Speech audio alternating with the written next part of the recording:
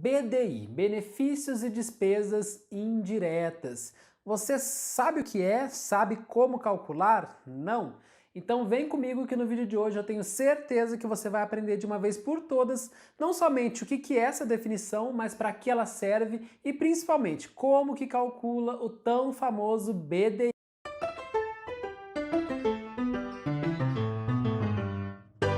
Olá, seja bem-vindo. Meu nome é Felipe, eu sou arquiteto e concurseiro e você está no Flashcards Arquitetura. E no vídeo de hoje nós vamos falar sobre o famoso e temido BDI, benefícios e despesas indiretas. Também pode ser chamado de bonificações de despesas indiretas. Todas as pessoas já ouviram falar disso, quem estuda para concurso de arquitetura já certamente ouviu falar disso na faculdade. Porém, muita gente tem dificuldade em entender o que é, para que ele serve, principalmente como aplicar, como que eu faço o cálculo do BDI, e nesse vídeo nós vamos aprender tudo isso. Mas para a gente conseguir entender o que é BDI, nós temos que falar primeiro de preço de venda. Nós temos que saber que custo é diferente de preço de venda. Como nós estamos vendo na imagem aqui, o preço de venda ele é composto pelo custo, pelo lucro e pelos impostos. Então a somatória desses três fatores é que é o preço de venda. O custo é só aquilo que você pagou por aquilo. Então se você comprou uma caneta e você pagou 20 reais por esse conjunto de canetas, né? Esse foi o custo que essa caneta te teve. Porém, o preço de venda, se você quiser revender essa caneta, não será 20 reais, como nós veremos nos exemplos, tá? E o custo, gente, ele é composto por custo direto, custo indireto e custos acessórios. Os custos diretos são aqueles que estão diretamente empregados. Por exemplo, numa obra, um custo direto, por exemplo, seria o servente, o pedreiro ou os próprios materiais que você vai utilizar para fazer a obra. Tijolo, cimento, areia, tudo isso é custo direto. Custo indireto não. O custo indireto são todas aquelas despesas que são necessárias para executar o seu serviço ou material, né? Mas que ele não entra diretamente na obra. Por exemplo, telefone, gás, energia elétrica, internet, tudo isso é custo indireto. E além disso, nós temos os custos acessórios, que são a administração central. O que é a administração central? Quando a gente fala de obra, sempre nós temos um escritório central que vai comandar todas as obras, né? De lá que vão sair todas as contratações, o setor de RH, é tudo parte de uma administração central e tem um custo para você conseguir ter uma administração central, né? Você tem o aluguel do imóvel, você tem as contratações, os impostos, e isso é incluso em custo acessório. Além disso, nós temos os custos financeiros para ter que conseguir ter essa obra girando, né, esse escritório também girando, e os imprevistos e contingências, que todo serviço que você for vender, você tem que colocar aí uma margem de imprevisto e de contingências, para se alguma coisa der errado, você não ficar lá no limite, né, daquele serviço ou daquele produto. Então agora que nós já entendemos que o custo, quando a gente fala de custo, a gente está falando de custo direto, indireto e também de custo acessório, e que o preço de venda ele é formado a partir da soma do custo, do lucro e dos impostos, nós vamos ver um exemplo prático do como não se calcular, então, o preço de venda, tá? Como nós estamos vendo aqui, imagina um serviço que ele foi orçado em 100 reais e o lucro, né, estimado é de 12% e os impostos de 8%. Então nós vamos calcular o preço de venda. Então é o seguinte, o lucro é sempre estimado pelo construtor, pelo dono do negócio, aquele que vai oferecer o serviço. Então a pessoa que é o dono, que vai falar, olha, eu quero ter 12% de lucro, quero ter 10%, 5%. Essa margem de lucro é você que estabelece. Os impostos não tem muito o que fazer, eles já são estabelecidos, né? ISS, COFINS e por aí vai. Tem um adendo para o INSS, para o cálculo do imposto do INSS, que nós vamos ver mais para o final do vídeo, que com relação à desoneração da folha de pagamento, tá? Mas por enquanto basta você saber essas informações. Você tem um serviço orçado em 100 reais e daí você tem um lucro estimado de 12% e os impostos de 8%. E daí nós precisamos calcular o preço de venda. Então vamos ver uma maneira errada de se fazer esse cálculo, que é uma maneira que muitos fariam. Ó, nós sabemos que o preço de venda é igual ao custo mais o lucro mais os impostos. Então, ó, facilmente nós incorreríamos nesse seguinte erro. Ó. Lucro é igual a 8% de 100, R$8. Impostos, 12% de 100, R$12. Olha, aqui eu inverti os conceitos, né? O lucro, na verdade, é de 12% e o imposto é de 8%. Mas é só para exemplo, assim, exemplo mesmo, então não vai interferir no resultado. Ó. E o preço de venda seria os R$100 mais os R$8 mais os R$12. Então o preço de venda final seria R$120, certo? Errado, muito errado. Por quê? Porque tanto o lucro como o imposto, eles sempre devem ser baseados no faturamento final, no resultado final da empresa, e não sobre o custo. Isso está errado. Vamos ver então uma maneira correta de se fazer esse mesmo cálculo. Ó. Nós temos uma fórmula, tá? E essa fórmula não tem jeito, você precisa decorar, principalmente se você está estudando para concurso e lá está especificado orçamento de obras, porque isso é bastante cobrado, ó. Mas a fórmula não é nada complicada, tá? Basicamente você vai pegar o custo e lembre-se, quando eu falo de custo, eu estou falando dos custos diretos, indiretos e acessórios. E você vai dividir isso por 1 menos I%. O que é esse I%? É a soma de todas as incidências sobre o preço de venda em porcentagem. Basicamente, é a soma das porcentagens do seu lucro e do seu imposto. Então, fazendo o cálculo, nós temos que o preço de venda é igual a 100, porque 100 é o seu custo, né? Dividido por 1 menos 8% mais 12%. O preço de venda é igual a 100 dividido por 1 menos 0,08 mais 0,12, porque você tem que tirar esse número de porcentagem para passar para número decimal, né?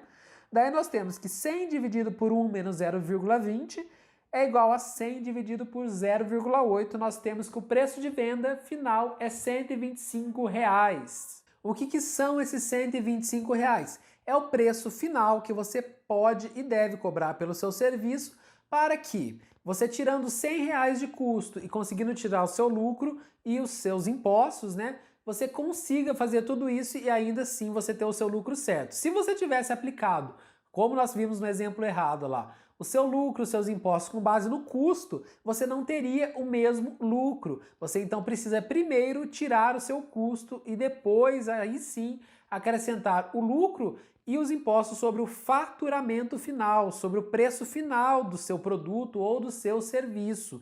Não se esqueça disso.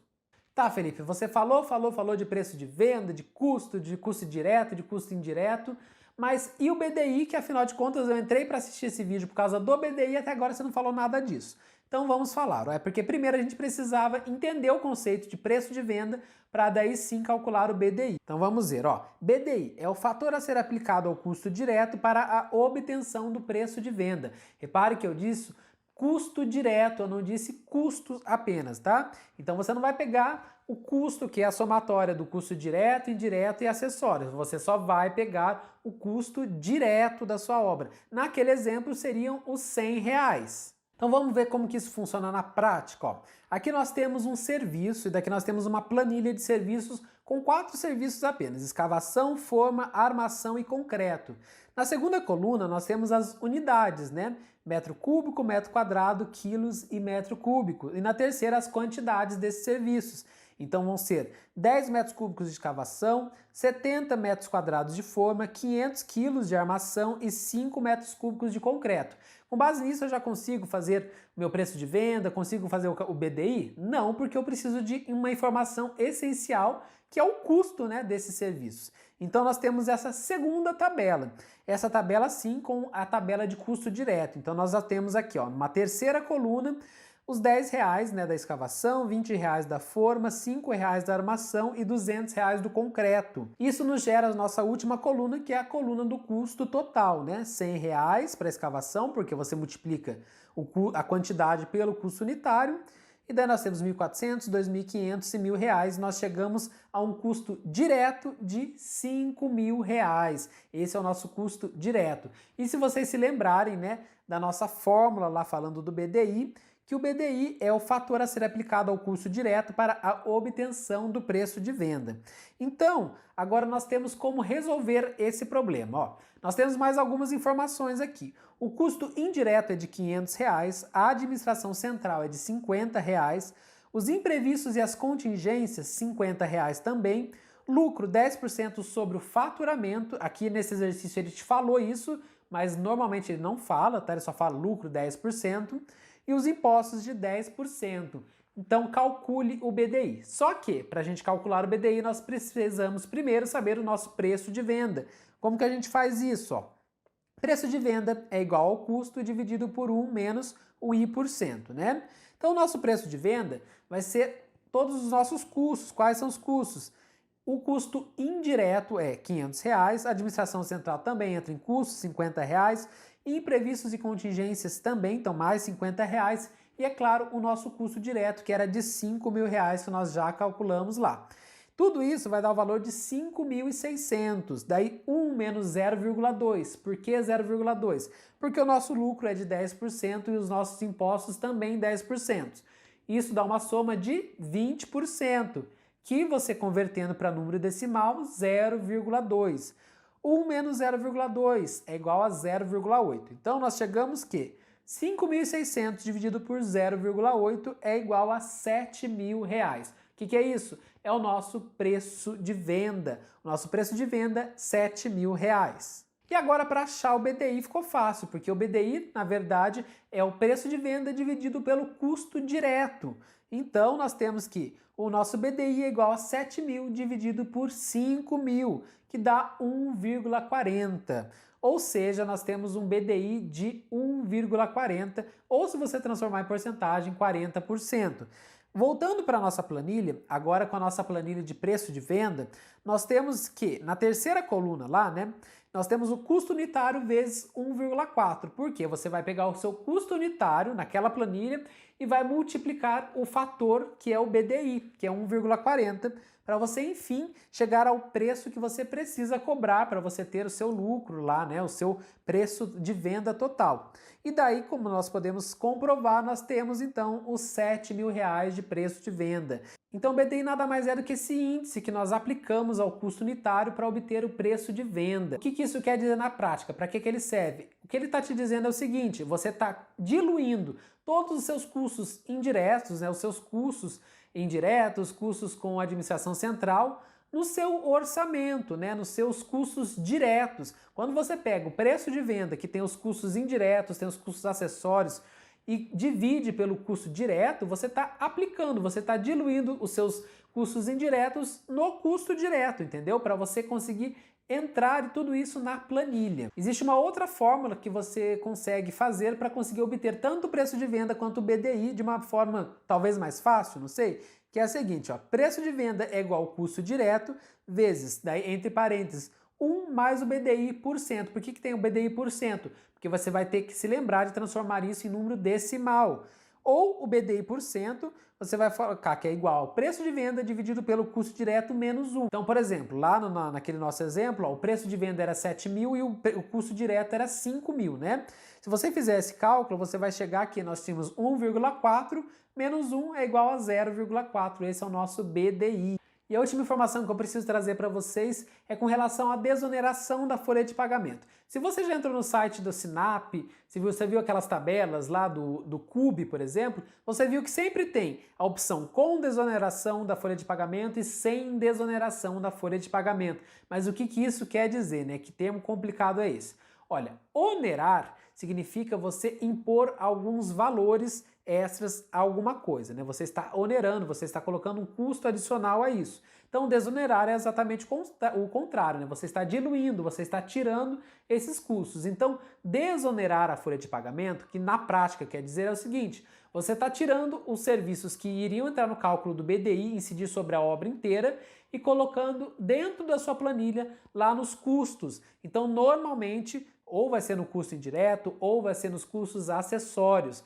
Você está colocando principalmente os encargos sociais e diluindo na sua planilha. Essa é uma prática muito utilizada. Detalhe, se uma empresa ela opta por fazer com desoneração da folha de pagamento, isso vale para todas as obras que essa empresa faça e não só para aquela obra específica. Então ela tem que escolher qual regime ela quer, com desoneração ou sem desoneração da folha de pagamento. Isso acontece muito com o INSS, o imposto do INSS, né, os encargos sociais, trabalhistas. O governo dá essa opção, ou você faz com desoneração ou sem desoneração, fica a critério do empregador. Mais uma vez, Se ele optar com ou sem, ele precisa escolher um dos dois modelos e isso vai se aplicar a todas as obras, porque vai se aplicar ao escritório, à administração central. Bom, pessoal, esse foi o vídeo de hoje. Espero que vocês tenham gostado. Deixe aqui nos comentários se vocês querem mais vídeos sobre planejamento e orçamento de obras. E até o próximo vídeo.